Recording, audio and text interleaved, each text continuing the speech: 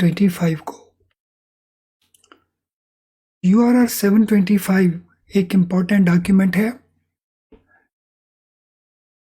और इसे हम यूज करते हैं in case of remittances relating to letter of credit. So case study on URR 725. So ये रीइंबर्समेंट के रूल्स हैं, यूनिफॉर्म रीइंबर्समेंट के रूल्स हैं। तो पहले इस इंफॉर्मेशन को ध्यान से पढ़ लेंगे। While issuing a letter of credit, banks authorized negotiating bank to claim reimbursement of value of documents paid. ICC, International Chamber of Commerce, has issued URR 725 for rules on bank-to-bank reimbursement, which states responsibility of reissuing bank, responsibility of claiming bank, responsibility of reimbursing bank and related aspects. पहले तो हम इस concept को थोड़ा सा understand कर लें। सुने, letter of credit, we have opening bank जो एलसी इशू करता है,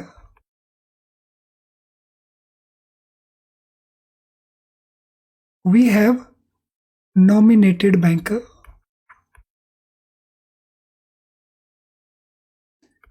ये बैंक पेमेंट करता है,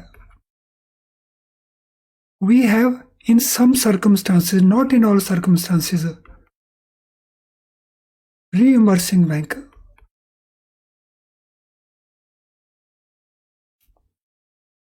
सो नॉमिनेटेड बैंक पेमेंट करता है सेलर को, जिसको हम कहते हैं बेनिफिशियरी। नॉर्मल का सर्कमस्टांस में ये पेमेंट क्लेम करता है ओपनिंग बैंक से, लेकिन सम टाइम ओपनिंग बैंक से डायरेक्टली पेमेंट ऑब्टेन करना, उसमें कोई डिफिकल्टीज हैं, पॉसिबिलिटीज नहीं है। In that case opening bank gives this responsibility to another bank, जिसको हम कहते हैं रीइंबर्सिंग बैंक। तो इस केस के अंदर nominated bank goes to reimbursing bank instead of going to opening bank. Nominated bank approach करता है रीइंबर्स बैंक को कि उसे पेमेंट वापस मिल जाए जो उसने पेमेंट सेलर को किया है, and reimburse bank makes the payment and it claims payment from the opening bank. इन दोनों बैंकों का आपस में कॉन्ट्रैक्ट है कि भाई आप मेरे बिहाफ के ऊपर पेमेंट कर देना तो मैं आपको रीइंबर्समेंट कर दूंगा। तो इससे रिलेटेड है URR 725। I think this basic background you have been able to understand from this. ये बेसिक बैकग्राउंड आप इससे अंडरस्टैंड कर गए होंगे, मुझे जरा कंफर्म कर दीजिए। Is this basic background clear to all of you?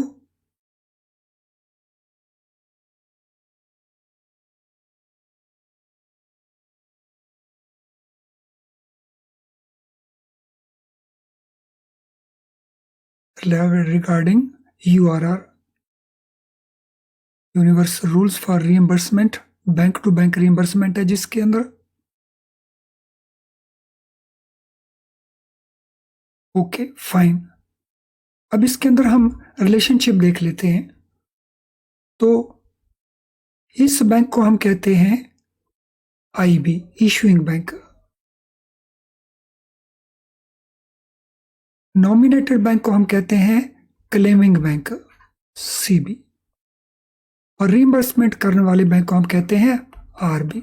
तो ये टर्म्स यहाँ पे यूज की हुई हैं। तो ये डॉक्यूमेंट रिस्पॉन्सिबिलिटीज बताता है किस किस की, इशूइंग बैंक की, क्लेमिंग बैंक की और रीइंबर्समेंट बैंक की, और उससे रिलेटेड एस्पेक्ट्स की। इसको लेकर के ये केस स्टडी है। चलिए अब केस स्टडी को हम शुरू करते हैं, और उससे पहले मैं इसको जरा रब कर दूं।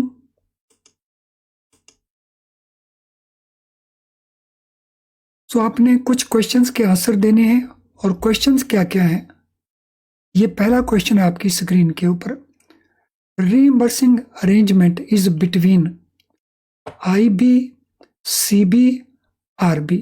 IB means issuing bank, CB means claiming bank, RB means reimbursing bank.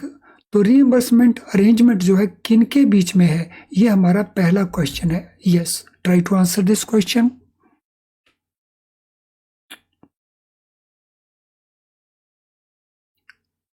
रीइंबर्सिंग arrangement is between which banks, किन बैंकों के बीच में है?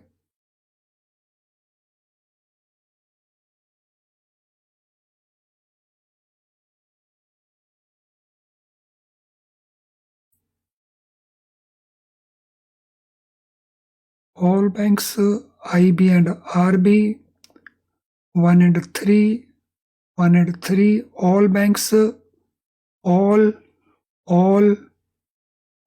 2 and 3। सो ये किन बैंकों के बीच में अरेंजमेंट है?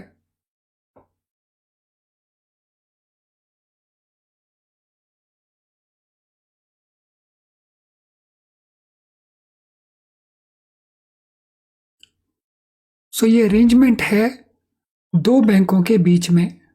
कौन कौन से दो बैंक?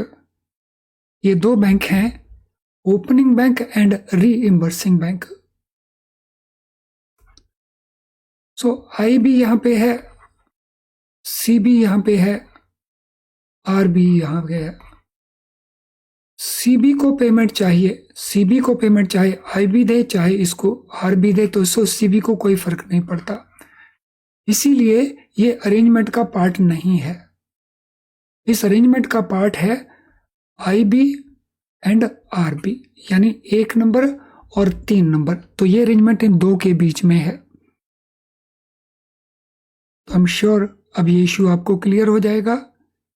तो this arrangement is between issuing bank and claiming bank. Question number 2, reimbursement bank makes payment to beneficiary CB और IB। रीइंबर्सिंग बैंक पेमेंट किसको करता है? बहुत सिंपल सा आसान सा क्वेश्चन है। रीइंबर्सिंग बैंक पेमेंट किसको करता है? LC के सेलर को, या क्लेमिंग बैंक को, या इशूइंग बैंक को? किसको पेमेंट करता है ये reimbursing bank? Very easy question, concept मैंने समझा दिया है उसके मुताबिक। It's not be very difficult.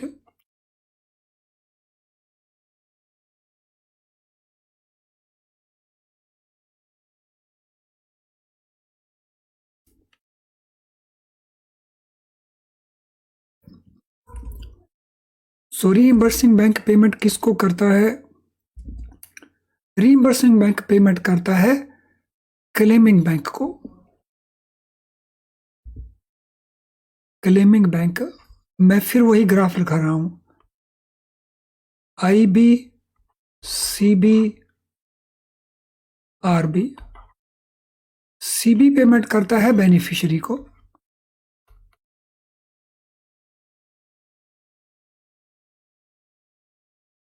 और CB पेमेंट लेता है RB से, RB पेमेंट लेता है IB से। तो इस क्वेश्चन का आंसर हमारा हो गया नॉमिनेटेड बैंक या क्लेमिंग बैंक। तो reimbursement bank makes payment to nominated bank, जिसको हम क्लेमिंग बैंक भी कहते हैं। Question number 3, in URR bank which accepts the drafts और negotiates under letter of credit.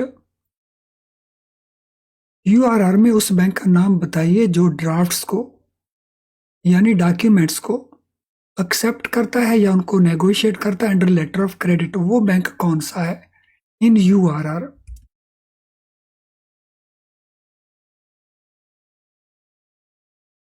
Question number 3, so URR में कौन सा बैंक है जो ड्राफ्ट्स को एक्सेप्ट करता है, मीन्स डॉक्यूमेंट्स को एक्सेप्ट करता है और उनको नेगोशिएट करता है under letter of credit? Question number 3, कौन सा बैंक है वो?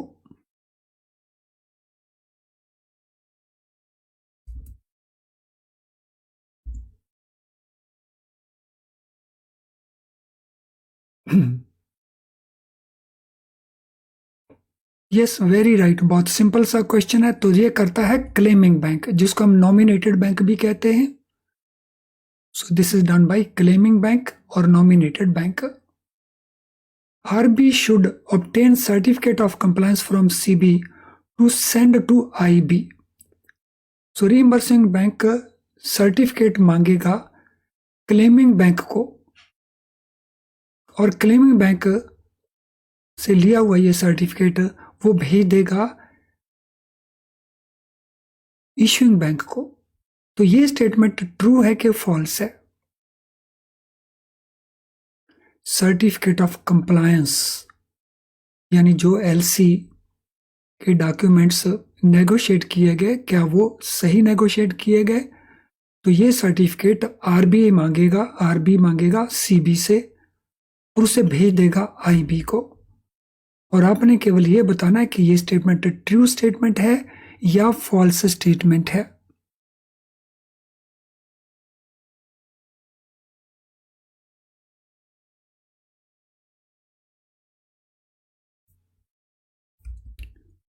फ्रेंड्स, इस प्रकार के स्टेटमेंट की कोई जरूरत नहीं है मांगने की, सर्टिफिकेट को मांगने की। तो जो भी क्लेमिंग बैंक ने कहा है तो ये मान लिया जाएगा कि क्लेमिंग बैंक ने कंप्लायंस करवा लिए हैं। तो उस केस में ये स्टेटमेंट हमारा फॉल्स हो जाएगा। So this is a false statement. So this type of certificate is not required. RB इस प्रकार का सर्टिफिकेट CB से नहीं मांगेगा, और ना ही IB RB से इस प्रकार का कोई सर्टिफिकेट मांगेगा। Question number 5, reimbursing authority given to RBI by IB, maximum expiry date उसका कितना रहता है? रीइंबर्सिंग अथॉरिटी जो RB को मिलती है, which is given by IB, तो उसका मैक्सिमम एक्सपायरी डेट क्या रहता है? Question number 5, maximum expiry period क्या रहता है? Question number 5,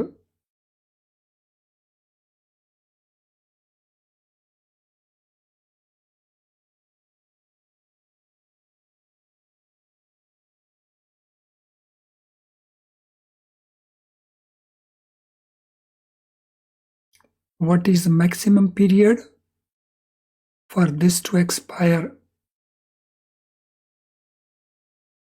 No expiry date, 21 days, 30 days, 10 days, 3 days, 21 days, 5 days.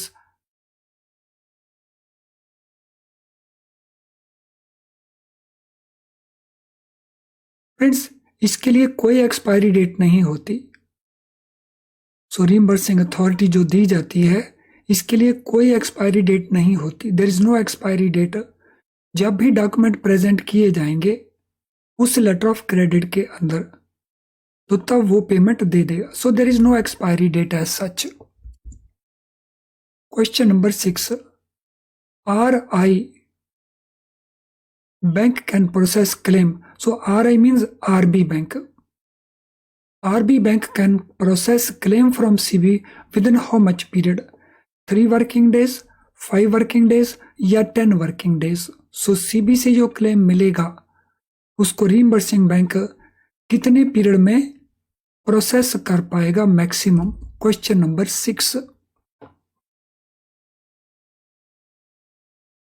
सो यहाँ पे RB होना चाहिए, RB bank, reimbursing bank, how much time limit is given to process the claim received from CB?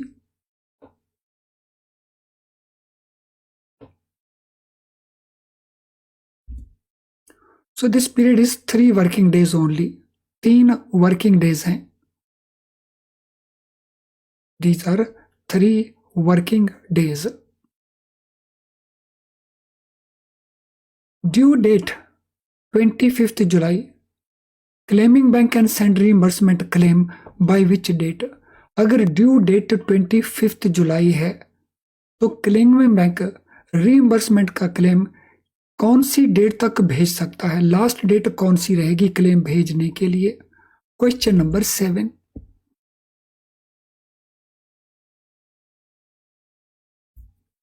Due date is 25th July, claiming bank can send reimbursement claim latest by which date, कौन सी date तक ये claim भेजा जा सकता है। Question number 7,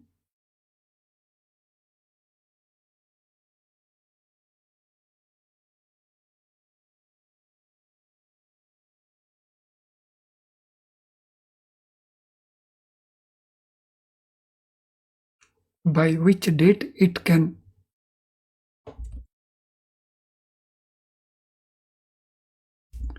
so it can send by 15th July और after, यानी 10 दिन पहले।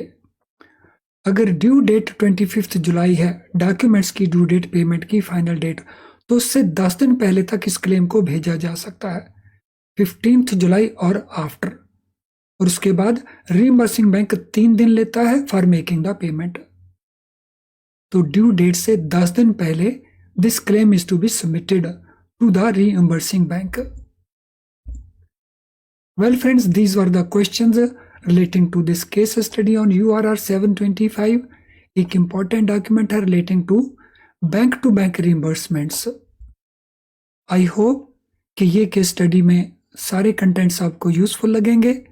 इसमें किसी का कोई question है तो question पूछ लीजिए, अदरवाइज इसके बाद हम चलेंगे नेक्स्ट पार्ट के अंदर। So any person, any student having any query relating to URR 725. Friends, बहुत सारे स्टूडेंट्स ने जो फॉरेन एक्सचेंज के 20 क्वेश्चन थे उनमें पार्टिसिपेट किया, large number of students in thousands, और उनके अंदर जो मार्क्स स्कोर किए, जो टॉप मार्क्स स्कोर किए, वो मैं आपके साथ शेयर कर रहा हूं। सो सबसे टॉप में नेहा त्यागी हैं और अरुणिता भट्ट हैं। पहले मीना कुमारी थी, पी मीना कुमारी, लेकिन उनको क्रॉस कर लिया है इन दो हमारे स्टूडेंट्स ने। सो रितेश 17 मार्क्स हैं, बाला के 16 हैं, देवनाथ यादव 16, नागा लक्ष्मी 15, सिद्धार्थ चौहान 15, ऐश्वर 15, महेंद्र 15, अनुराधा 15, संग्राम केसरी 15, और फिर 14 वाले आ गए कृपली मिश्रा, अदिति चौड़ा, भगवान व्यास, सरोज, निर्मला, प्रवीण, चंद्रशेखर, मोनिका। ये टॉप 20 में यहाँ पे उनका लिस्ट है, टॉप 20 का। तो इस समय स्टूडेंट जो क्लास के अंदर हैं, तो इनमें से कुछ स्टूडेंट बैठे हो क्लास के अंदर इस समय। Any student out of these 20 students?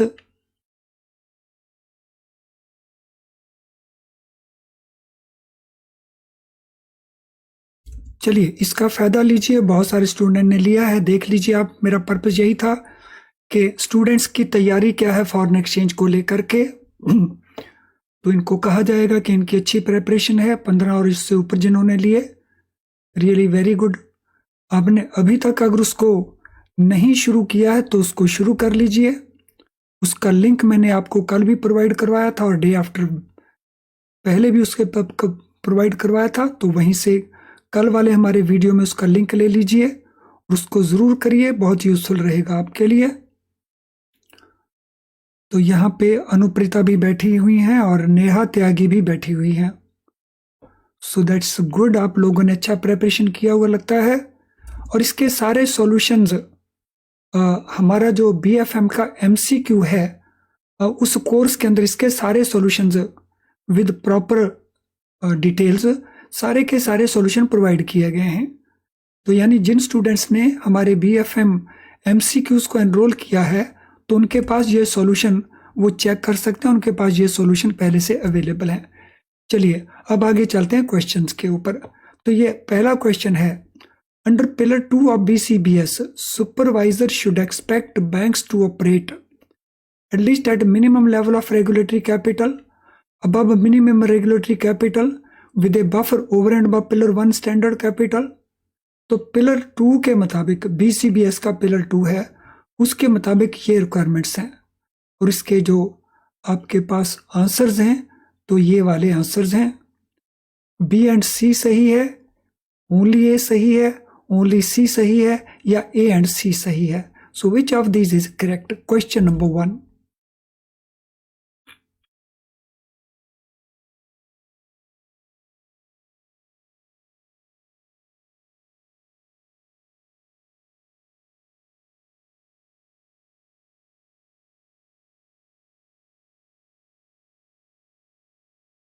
So you can find your score going back to your account when you had submitted this test. तो वहां पे ये स्कोर अवेलेबल था। So question number 1, what will be the answer for question number 1?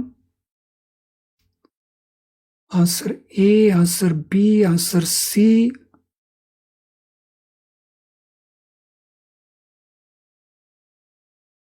So check कर लेते हैं इनके अंदर क्या क्या सही है। So सबसे पहला स्टेटमेंट है बैंकों को ऑपरेट करना है at least at minimum level of regulatory capital. No, ये तो गलत है, क्योंकि बैंकों को ऑपरेट करना है above minimum level of regulatory capital. दूसरा, above minimum regulatory capital, yes, ये सही हो गया हमारा बी। तो इसके अंदर ए गलत है, बी सही है।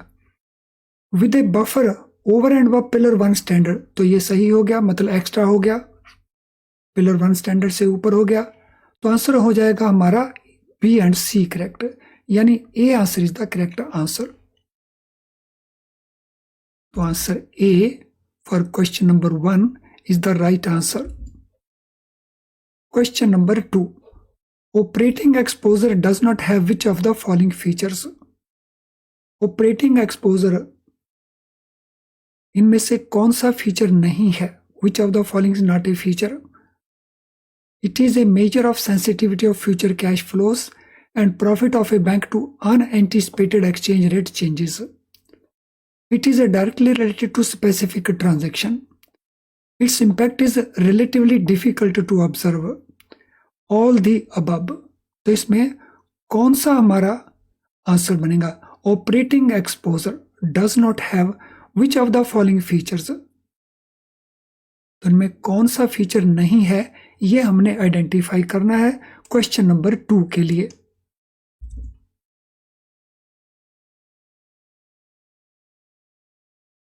क्वेश्चन नंबर 2 के लिए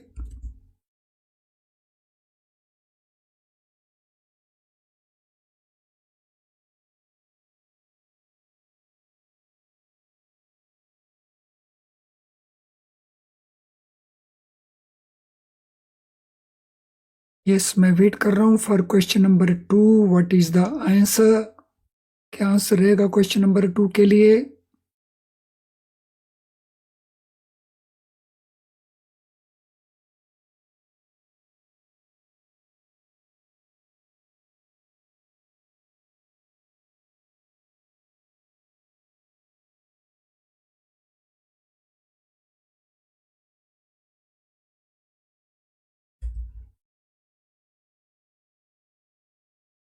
चलिए देख लेते हैं क्या आंसर है। So answer C, answer B, answer C, answer B. Answer C ज्यादा है and correct answer is in fact B. तो इसने लिखा है बी के अंदर क्या लिखा है? It is directly related to specific transaction. No, specific transaction के साथ ये डायरेक्टली रिलेटेड नहीं है। ये तो रिलेटेड है इकोनॉमिक और ट्रेडिंग कंडीशंस के साथ, इकोनॉमिक और ट्रेडिंग एनवायरनमेंट हम जिसको कहते हैं उसके साथ है। ये डायरेक्टली रिलेटेड नो है टू ए स्पेसिफिक ट्रांजेक्शन, इसलिए इसमें आंसर हमारा बनेगा बी। और इसी कारण हम इसका जो इम्पैक्ट है उसको डिफिकल्टी है हमें ऑब्जर्व करने में। Question number 3, question number deteriorated. तो अगर एनपीए अकाउंट बनते हैं तो ये उनके इम्पैक्ट्स हैं, तो आपको बताना इनमें कौन कौन से करेक्ट हैं। विच वन दिस और करेक्ट वन, इनमें कौन कौन से करेक्ट बनते हैं।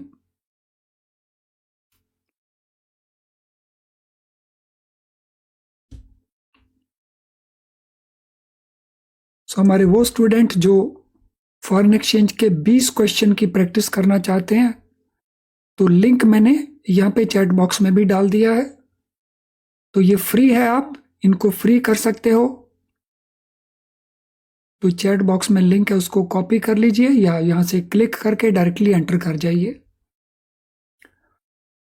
सो आंसर बी आंसर ज्यादा है, इस मीन ये तो करेक्ट होना चाहिए। ए आंसर बी है लेकिन बी आंसर ज्यादा है। सी आंसर भी है सभी।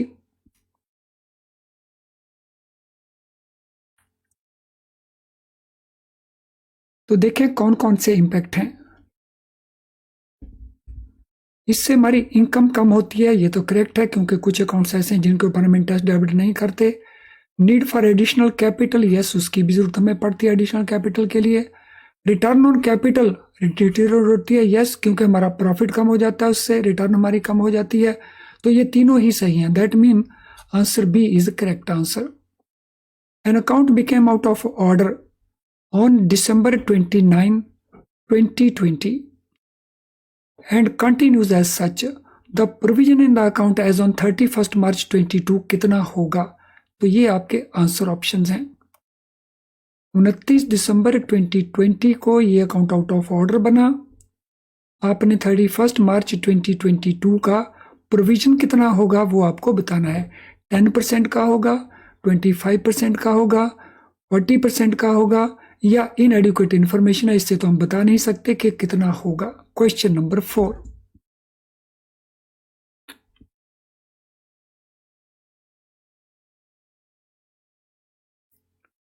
Question number 4।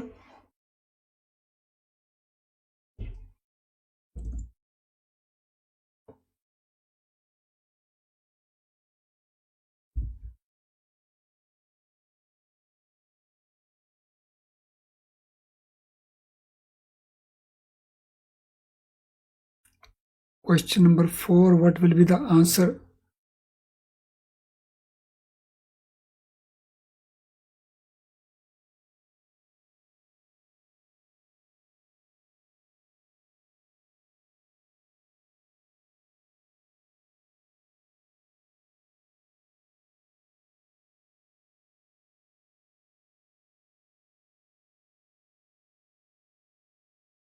क्वेश्चन नंबर 4, सो 4 का सी डी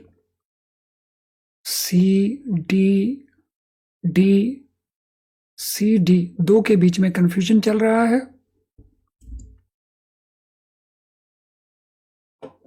सो देखिए ये अकाउंट क्या रहेगा।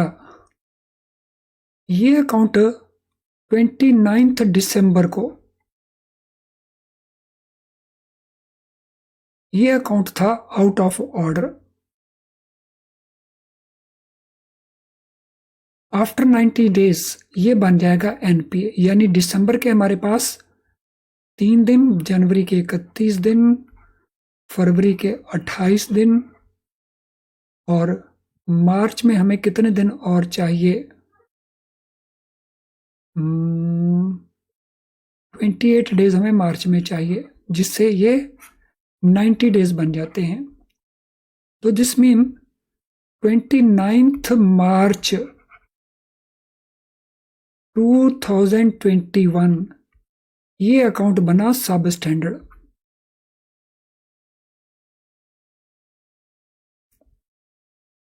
एंड दिस मीन 29 मार्च 2022 ये अकाउंट बना doubtful 1 account.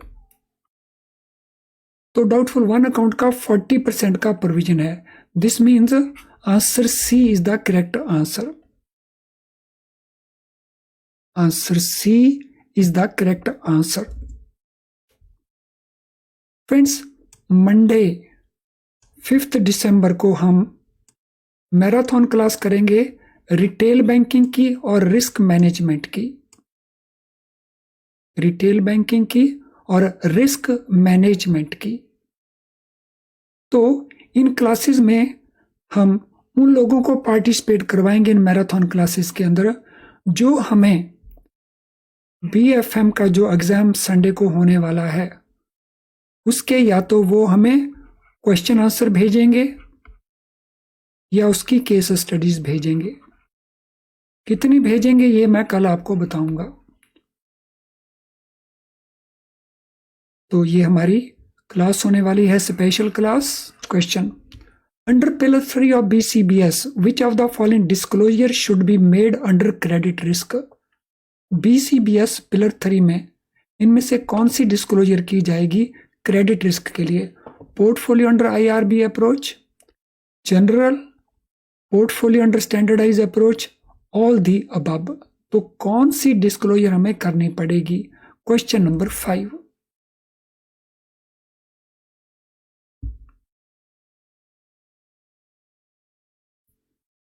Question number 5, Sanjay Singh, जब कहीं नहीं लिखा सिक्योर्ड है कि अनसिक्योर्ड है तो ऑलवेज ये एजम्पशन होता है दैट इट इज सिक्योर्ड।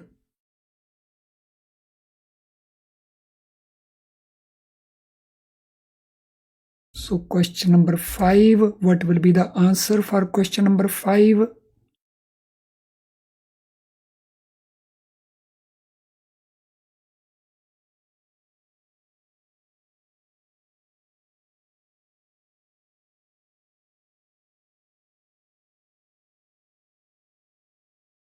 वर्षा, इस वीडियो को दोबारा से देख लेना, वहां पे मैंने सारी डेट्स लिखी हुई हैं, चेक कर लेना उनको। So answer D, answer D, answer D is the correct answer.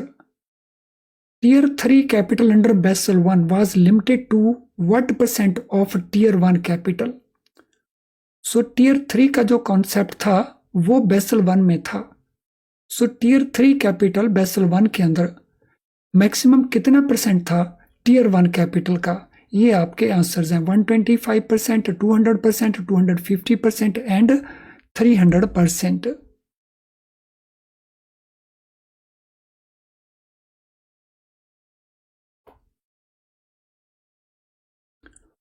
So question number 6, what shall be the answer for question number 6?